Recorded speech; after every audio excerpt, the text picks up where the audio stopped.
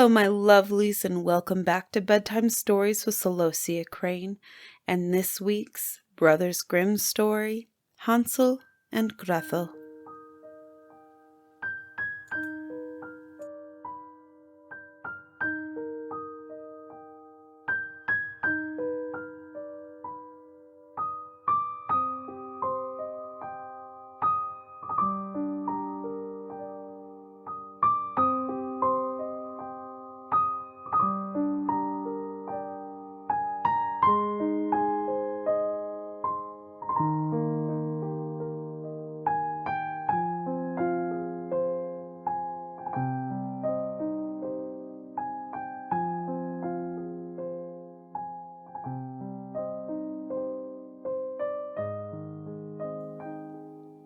Hard by a great forest dwelt a poor woodcutter and his wife, and his 2 children.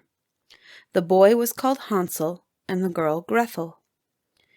He had little to bite and to break, and once, when great scarcity fell on the land, he could no longer procure daily bread. Now when he thought over this by night in his bed, and tossed about in his anxiety, he groaned and said to his wife, "What is to become of us? How are we to feed the poor children when we no longer have anything even for ourselves?"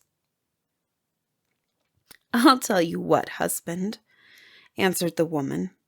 "Early tomorrow morning we will take the children out into the forest to where it is the thickest. There we will light a fire for them and give them each 1 piece of bread more, and then we will go to our work and leave them alone. They will not find the way home again, and we shall be rid of them." "No, wife," said the man, "I will not do that. How can I bear to leave my children alone in the forest? The wild animals would soon come and tear them to pieces." "Oh, thou fool," said she. "Then we must all 4 die of hunger. Thou mayest as well plane the planks for our coffins." And she left him no peace until he consented. "But I feel very sorry for the poor children all the same," said the man. The 2 children had also not been able to sleep for hunger, and had heard what their stepmother had said to their father. Grethel wept bitter tears and said to Hansel, "Now all is over with us." "Be quiet, Grethel," said Hansel. "Do not distress thyself. I will soon find a way to help us." And when the old folks had fallen asleep, he got up, put on his little coat, opened the door below, and crept outside. The moon shone brightly, and the white pebbles which lay in front of the house glittered like real silver pennies. Hansel stooped and put as many of them in the little pocket of his coat as he could possibly get in. Then he went back and said to Grethel, "Be comforted, dear little sister, and sleep in peace. God will not forsake us." And he lay down again in his bed. When day dawned, but before the sun had risen, the woman came and awoke the 2 children, saying, "Get up, you sluggards! We are going into the forest to fetch wood." She gave each a little piece of bread and said, "There is something for your dinner, but do not eat it up before then, for you will get nothing else." Grethel took the bread under her apron, as Hansel had done the stones in his pocket. Then they all set out together on the way to the forest. When they had walked a short time, Hansel stood still and peeped back at the house, and did so again and again. His father said, "Hansel, what art thou looking at there and staying behind for? Mind what thou art about, and do not forget how to use thy legs." "Ah, father," said Hansel, "I am looking at my little white cat, which is sitting on the roof and wants to say good-bye to me." The wife said, "Fool, that is not thy little white cat. That is the morning sun which is shining on the chimneys." Hansel, however, had not been looking back at the cat, but had been constantly throwing one of the little white pebble stones out of his pocket onto the road. When they had reached the middle of the forest, the father said, "Now, children, pile up some wood, and I will light a fire that you may not be cold." Hansel and Grethel gathered brushwood together as high as a little hill. The brushwood was lighted, and when the flames were burning very high, the woman said, "Now, children, lay yourself down by the fire and rest. We will go into the forest and cut some wood. When we have done, we will come back and fetch you away." Hansel and Grethel sat by the fire, and when noon came, each ate a little piece of bread. As they had heard the strokes of the wood axe, they believed that their father was near. It was, however, not the axe. It was a branch which he had fastened to a withered tree, which the wind was blowing backwards and forwards. And as they had been sitting such a long time, their eyes shut with fatigue, and they fell fast asleep. When at last they awoke, it was already dark night. Grethel began to cry and said, "How are we going to get out of the forest now?" But Hansel comforted her and said, "Just wait a little until the moon has risen, and then we will soon find the way." And when the full moon had risen, Hansel took his little sister by the hand and followed the pebbles, which shone like newly coined silver pieces, and showed them the way. They walked the whole night long, and by break of day came once more to their father's house. They knocked at the door, and when the woman opened it and saw that it was Hansel and Grethel, she said, "You naughty children, why have you slept so long in the forest? We thought you were never coming back at all." The father, however, rejoiced, for it had cut him to the heart to leave them behind alone. Not long afterward, there was once more great scarcity in all parts, and the children heard their stepmother saying at night to their father, "Everything is eaten again. We have 1/2 loaf left, and after that there is an end. The children must go. We will take them farther into the wood, so that they will not find their way out again. There is no other means of saving ourselves." The man's heart was heavy, and he thought, "It would be better for thee to share the last mouthful with thy children." The woman, however, would listen to nothing that he had to say, but scolded and reproached him. He who says A must say B. Likewise, as he had yielded the first time, he had to do so the second time. The children were, however, still awake and had heard the conversation. When the old folks were asleep, Hansel got up and wanted to go out and pick up pebbles. But the woman had locked the door, and Hansel could not get out. Nevertheless, he comforted his little sister and said, "Do not cry, Grethel. Go to sleep quietly. The good God will help us." Early in the morning came the woman and took the children out of their beds. Their bit of bread was given to them, but it was still smaller than the time before. On the way into the forest, Hansel crumbled his in his pocket, and often stood still and threw a morsel on the ground. "Hansel, why dost thou stop and look around?" said the father.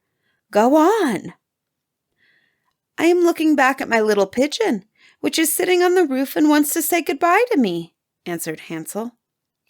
"Simpleton," said the stepmother, "that is not thy little pigeon. That is the morning sun that is shining on the chimney." Hansel, however, little by little, threw all the crumbs on the path. The woman led the children still deeper into the forest, where they had never been in their lives before. Then a great fire was again made, and the stepmother said, "Just sit there, you children, and when you are tired you may sleep a little. We are going into the forest to cut wood, and in the evening when we are done we will come and fetch you away." When it was noon, Grethel shared her piece of bread with Hansel, who had scattered his by the way. Then they fell asleep, and evening came and went, but no one came to the poor children. They did not awake until it was dark night, and Hansel comforted his little sister and said, "Just wait, Grethel, until the moon rises, and then we shall see the crumbs of bread which I have strewn about. They will show us our way home again." When the moon came they set out, but they found no crumbs. for the many thousands of birds which fly about in the woods and fields had picked them all up. Hansel said to Gretel, "We shall soon find the way." But they did not find it. They walked the whole night, and all the next day too, from morning till evening. But they did not get out of the forest, and were very hungry, for they had nothing to eat but 2 or 3 berries which grew on the ground. And as they were so weary that their legs could carry them no longer, they lay down beneath a tree and fell asleep. It was now 3 mornings since they had left their father's house.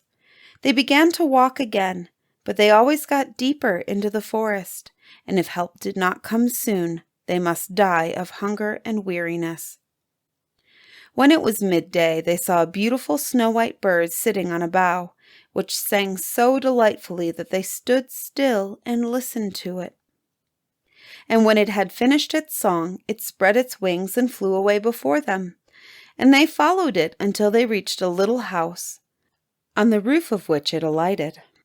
And when they came quite up to the little house, they saw that it was built of bread and covered with cakes, but that the windows were clear sugar. "We will set to work on that," said Hansel, "and have a good meal. I will eat a bit of the roof, and thou, Grethel, can eat some of the window. It will taste sweet." Hansel reached up above and broke off a little of the roof to try how it tasted. And Grethel leaned against the window and nibbled at the panes. Then a soft voice cried from the room, "Nibble, nibble, gnaw, who is nibbling at my little house?" The children answered, "The wind, the wind, the heaven-born wind," and went on eating without disturbing themselves. Hansel, who thought the roof tasted very nice, tore down a great piece of it, and Grethel pushed out a hole of 1 round window pane, sat down and enjoyed herself with it. Suddenly the door opened, and a very, very old woman, who supported herself on crutches, came creeping out. Hansel and Grethel were so terribly frightened that they let fall what they had in their hands. The old woman, however, nodded her head and said, "Oh, you dear children, who has brought you here? Do come in and stay with me. No harm shall happen to you." She took them both by the hand and led them into her little house. Then good food was set before them, milk and pancakes with sugar, apples, and nuts. Afterwards, 2 pretty little beds were covered with clean white linen, and Hansel and Grethel lay down in them and thought they were in heaven. The old woman had only pretended to be so kind.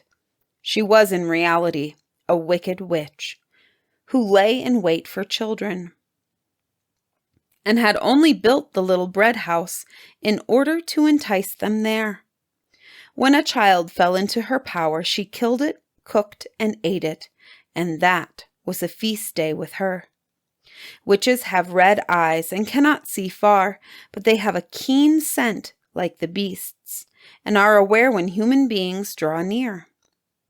When Hansel and Grethel came into her neighborhood, she laughed maliciously and said mockingly, "I have them! They shall not escape me again." Early in the morning, before the children were awake, she was already up, and when she saw both of them sleeping and looking so pretty with their plump red cheeks, she muttered to herself, "That will be a dainty mouthful." Then she seized Hansel with her shriveled hand and carried him into a little stable and shut him in with a grated door. He might scream as he liked. That was of no use. Then she went to Grethel, shook her till she awoke, and cried, "Get up, lazy thing, fetch some water and cook something good for thy brother. He is in the stable outside and is to be made fat. When he is fat, I will eat him." Grethel began to weep bitterly, but it was all in vain. She was forced to do what the wicked witch had ordered her. And now the best food was cooked for poor Hansel, but Grethel got nothing but crab shells. Every morning the woman crept to the little stable and cried, "Hansel, stretch out thy finger that I may feel if thou wilt soon be fat." Hansel, however, stretched out a little bone to her, and the old woman, who had dim eyes and could not see it, thought it was Hansel's finger, and was astonished that there was no way of fattening him. When 4 weeks had gone by and Hansel still continued thin, she was seized with impatience and would not wait any longer. "Grethel," she cried to the girl, "be active and bring some water. Let Hansel be fat or lean. Tomorrow I will kill him and cook him." Ah, how the poor little sister did lament when she had to fetch the water, and how her tears did flow down over her cheeks. "Dear God, help us," she cried. "If the wild beasts in the forest had but devoured us, we should at any rate have died together." "Just keep thy noise to thyself," said the old woman. "All that won't help thee at all." Early in the morning, Grethel had to go out and hang up the cauldron with the water and light the fire. "We will bake first," said the old woman. "I have already heated the oven and kneaded the dough." She pushed poor Grethel out to the oven, from which flames of fire were already darting. "Creep in," said the witch, "and see if it is properly heated so that we can shut the bread in." And when once Grethel was inside, she intended to shut the oven and let her bake in it, and then she would eat her too. But Grethel saw what she had in her mind and said, "I do not know how I am to do it. How do you get in?" "Silly goose," said the old woman. "The door is big enough. Just look, I can get in myself." And she crept up and thrust her head into the oven. Then Grethel gave her a push that drove her far into it and shut the iron door and fastened the bolt. Oh, then she began to howl quite horribly, but Grethel ran away, and the godless witch was miserably burnt to death. Grethel, however, ran like lightning to Hansel, opened his little stable, and cried, "Hansel, we are saved! The old witch is dead!" Then Hansel sprang out like a bird from its cage when the door is opened for it. How they did rejoice and embrace each other, and dance around and kiss each other. And as they had no longer any need to fear her, they went into the witch's house, and in every corner there stood chests full of pearls and jewels. "These are far better than pebbles," said Hansel, and thrust into his pockets whatever could be got in, and Grethel too. "I too will take something home with me," and filled her pinafore full. "But now we will go away," said Hansel, "that we may get out of the witch's forest." When they had walked for 2 hours, they came to a great piece of water. "We cannot get over," said Hansel. "I see no foot plank and no bridge." "And no boat crosses either," answered Grethel, "but a white duck is swimming there. If I ask her, she will help us over." Then she cried, little duck, dost thou see? Hansel and Grethel are waiting for thee. There's never a plank or a bridge in sight. Take us across on thy back so white." The duck came to them, and Hansel seated himself on its back and told his sister to sit by him. "No," replied Grethel, "that will be too heavy for the little duck. She shall take us across one after the other." The good little duck did so, and when they were once safely across and had walked for a short time, the forest seemed to be more and more familiar to them, and at length they saw from afar their father's house. Then they began to run and rushed into the parlor and threw themselves into their father's arms. The man had not known one happy hour since he had left the children in the forest. The woman, however, was dead. Grethel emptied her pinafore until pearls and precious stones ran about the room, and Hansel threw one handful after another out of his pocket to add to them. Then all anxiety was at an end, and they lived together in perfect happiness. My tale is done. There runs a mouse. Whoever catches it may make himself a big fur cap out of it.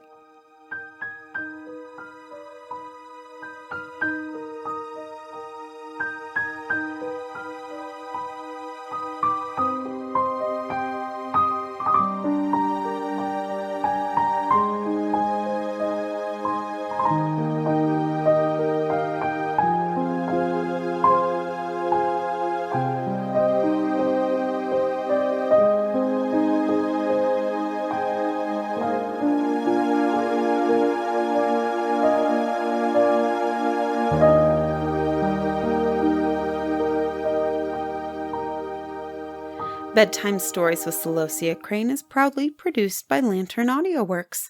Check out all of our other podcasts at lanternaudioworks.com.